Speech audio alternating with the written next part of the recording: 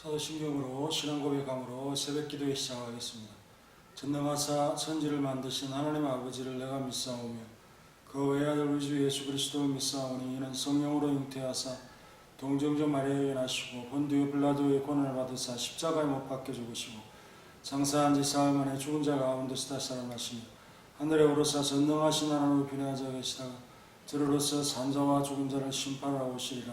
성령을 믿사오며 거룩한 공예와 성도가 서로 교통하는 것과 죄를 사하여 주시는 것과 몸이 다시 사는 것과 영원히 사는 것을 믿사옵나이다. 아멘. 하나님 감사합니다. 오늘도 주의 은총 속에 하루를 시작합니다. 주의 도우심을 늘 힘입어 강건하고 건강하게 살아갈 수 있도록 도와주시옵소서. 어려움과 또 소문에 소문이 많은 이때에 참 우리의 모든 것 면들을 지켜주시고 주의 백성으로 살아가게 부족함이 없도록 늘 지켜주시고 또 기도하는 손길에 복됨이 임하도록 역사하여 주옵소서. 예수님의 이름으로 기도하옵나이다. 아멘. 393장 찬양하겠습니다. 393장. 오신실하신 주 내 아버지여 물 함께 계시니 두려움없네. 그 사랑 편찮고 날 지키시며 어제나 오늘이 한결같네. 오신실하신 주 오신실하신 주 날마다 자비를 베푸시며 일용할 모든 것 내려주시니 오신실하신 주 나의 구주 내 죄를 사하여 안위하시고 주 친히 오셔서 인도하네. 오늘의 힘되고 내일의 소망 주만이 만복을 내리시네. 오신실하신 주 오신실하신 주 날마다 자비를 베푸시며 일용할 모든 것 내려주시니 오신실하신 주 나의 구주. 오늘 말씀은 유다서 1장 17절 18절 말씀입니다. 에녹의 예언을 상기시킨 후 이번에는 사도들의 말을 상기시키고 있습니다. 요지는 그렇습니다. 이런 자들이 일어난다 라고 하는 이 말씀을 하고 있습니다. 17절 사랑하는 자들아 너희는 우리 주 예수 그리스도의 사도들이 미리 한 말을 기억하라 라고 말씀하고 있습니다. 무엇보다 당시에는 이 사도들의 말이 권위가 있고 영향력이 크죠. 선지자들도 이와 같은 현상이 말세에 일어날 것임을 경고했지만은 우리가 잘 알고 있는, 익히 알고 있는 사도들도 이와 같은 현상이 말세에 일어남을 동일하게 경고했다. 반드시 기억하라는 취지의 말씀입니다. 그들은 우리 주 예수 그리스도의 사도가 아닌가? 그들의 말까지도 부주의할 것인가? 우리 주 예수 그리스도의 사도라고 했을 때 그렇다면 그들의 말을 우리가 주의하지 않는다면 우리 주님을 거부하는 것과 동일한 것이다 라고 유다는 말하고 싶은 것이죠. 기억하라 라는 이 표현, 회상하고 마음에 간직하고 생각해보고 관심을 가지고 라고 하는 이런 모든 것들을 말하는 표현이죠. 그러면은 이 기억이라는 것은 금방 사라지지 않습니다. 마치 우리가 거울을 보고 남에게 만들 우스꽝스러운 실수를 예방할 수 있듯이 이상 없겠지 하면서 보지 않았던 그 거울로 인해서 일어나는 여러 가지 실수들을 우리가 기억할 것입니다. 잠시 보고 가면은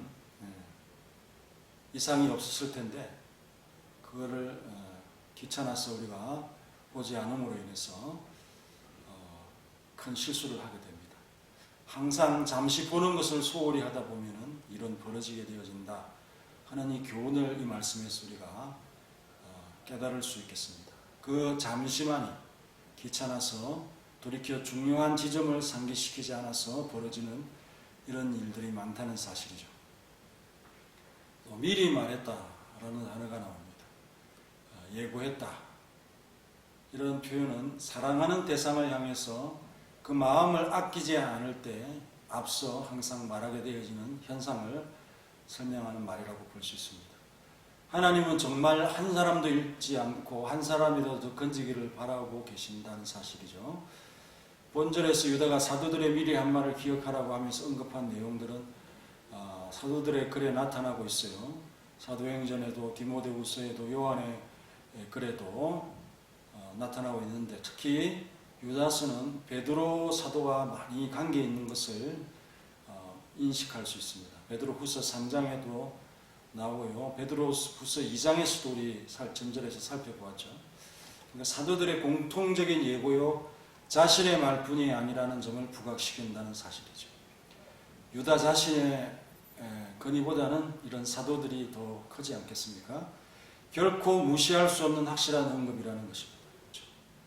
유다는 베드로와 아주 친밀하거나 베드로를 매우 존중했던 사람으로 짐작이 됩니다. 베드로후서 3장 2절과 3절의 내용과 거의 일치하기 때문입니다. 3장 2절에 보면은 거룩한 선지자들이 예언한 말씀과 주되신 구주께서 너희의 사도들로 말미암아 맹하신 것을 기억하게 하노라. 먼저 이것을 알지니 말세에 조롱하는 자들이 와서 자기의 정욕을 따라 행하며 조롱하여라고 했는데요. 18절에도 그들이 너희에게 말하기를 마지막 때에 자기의 경건하지 않은 정욕들을 행하며 조롱하는 자들이 있으리라 하였나니라고 했습니다. 하고 있습니다. 베드로후서 3장 3절에 주께서 오시는 것이 어디 있느냐 하면서 자기 욕심대로 사는 자들이라고 이들을 지칭하고 있습니다.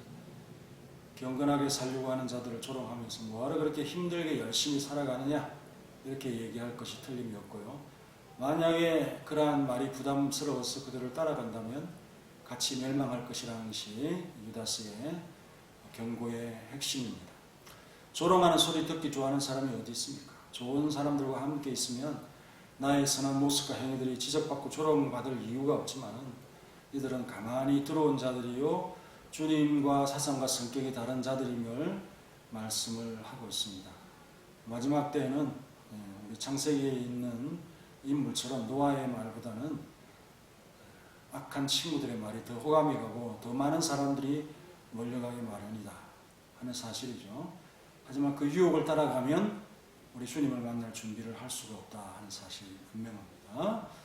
사도들은 이에 대한 현상을 조롱으로 정의를 했습니다. 분명 거짓된 자들이 겉으로 좋은 말로 하지 악한 말로 나쁜 말로 모욕하는 말로 이렇게 매사에 하지는 않습니다. 하지만 그들 속에는 우리의 행태에 대한 거부감을 가지고 있고 조롱하는 마음을 가지고 있습니다. 경건하게 살아가고 있는 면들을 의미 없는 일로 여기면서 조롱하고 있음을 우리가 간파해야 된다는 거죠. 분명 그들이 숨겨진 의도는 조롱이라는 사실입니다. 우리를 위해서 고통을 당하시는 주님, 많은 조롱을 받았고 또 겉으로 말하는 조롱도 받았습니다. 선한 삶을 가치 없게 만들어 보이는 그들의 말 속에 감추인 우리 조롱, 이런 조롱까지도 우리가 생각하면서요. 사도들과 선지자들이 미리 이런 현상에 대해서 예고한 것에 대해 기억하기만 한다면 우리는 목적을 향해서 순조롭게 전진할 수 있다. 그들과 참 마음으로 싸워가면서 우리의 진리에도 은혜의 도를 지키기 위해 힘써 싸우고 있는 전사들인 것을 결코 잊지 않는 모두가 되시기를 간절히 바랍니다. 기도하겠습니다. 하나님, 오늘 말씀을 통해서 사도들의 건의로 말한 이 예고의 말씀 가운데 주님의 적대하는 세력들의 특성들을 거울을 보듯이 우리가 예방을 위해서 항상 돌아보는, 기억하는 태도의 신앙생활을 할 수 있도록 도와주시옵소서. 미리 앞서서 사랑으로 말한 언급들에 대하여 우리가 무시할 때 그 말씀을 주신 주님을 우리가 거역하는 것이라는 사실을 무겁게 여길 수 있도록 도와주시고, 정욕을 따라서 행하는 그들의 그 마음속에 있는 그 조롱은 정말 우리가 신실히 따라가는, 또 주님을 사랑하는 마음이 크기 때문에 일어나는 현상이라고 생각하면서 명예롭게 여기고 자신감 있게 말씀을 따라 살아갈 수 있도록 도와주시옵소서. 힘써 애쓰는 일에 대하여 조롱하는 것은 우리가 잘 따라갈 때, 그들과 함께 육의 욕심을 따라갈 때, 또한 그 조롱이 싫어서 그들 앞에서 나의 행동을 감추일 때, 우리 주님의 마음이 얼마나 안타까울 것인가.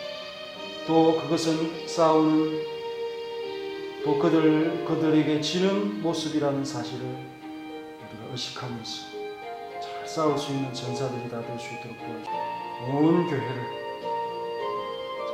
신실한 믿음의 사람들로 세워갈 수 있는 그러한 전도회가 될 수 있도록 도와주시고, 각 회원들의 삶을 돌아봐 주시니 어려운 일이 없도록 늘 지켜주시고 함께해 주옵소서. 예수님의 이름으로 기도합니다. 아멘.